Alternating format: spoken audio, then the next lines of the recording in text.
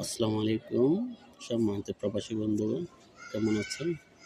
এই যে দেখতেছেন ব্যালটটা, এটা অনেকে আমাকে প্রশ্ন করছেন। আপনার এই যে তিনটা ব্যালট, এখানে তিনটা পেপার আছে কিন্তু খাম হচ্ছে দুইটা। তো কীভাবে কী করবে, কোন খামে কোনটা লাগাবে, এগুলো একটু সিস্টেমটা অনেকে জিজ্ঞেস করছে। তো আমি এখন মনে করছি এটা অনেকে জানে, অনেকে জানে। তো যারা জানেন না তাদের জন্য আসলে মূলত ভিডিওটা।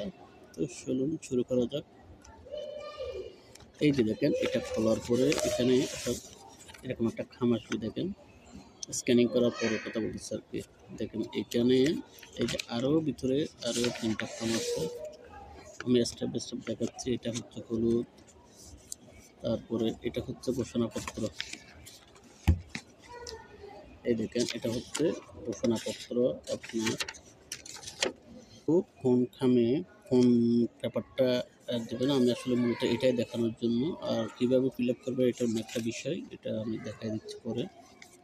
তো এই যে দেখেন এখানে তিনটা পেপার, একটা হচ্ছে ব্যালট, প্রতীকের ব্যালট, আরেকটা হচ্ছে গোলাপিটা গণভোটের হ্যাঁ বা না দুইটা এটা, আরেকটা হচ্ছে ঘোষণাপত্র, তিনটা। তো আপনারা কী করবেন, সর্বপ্রথম এই যে সাদা খামটা দেখতেছেন না, এই দেখেন এটা, এটার ভিতর আপনি এই যে গণভোটের যে পেপারটা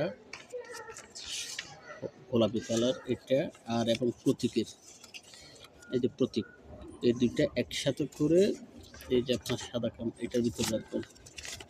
আমি অলরেডি রাখতেছি, এটার ভিতর দিবেন।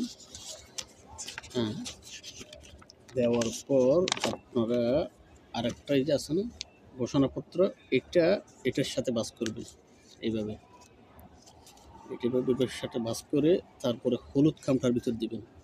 এই যে হলুদ খাম এটার ভিতর দিয়ে তারপর মুখটা ভালো করে বন্ধ করে দিবেন, দিয়ে মুখটা ভালো করে বন্ধ করে দিবেন।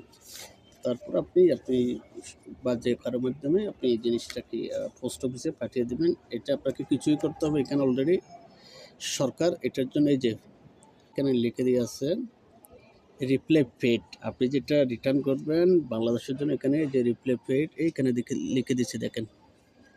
তো এখানে আপনাকে কোনো পে করতে হবে, জাস্ট একটু পোস্ট অফিসে গিয়ে জমা করে দিয়ে আসতে হবে, এতটুকুই। ধন্যবাদ সবাইকে।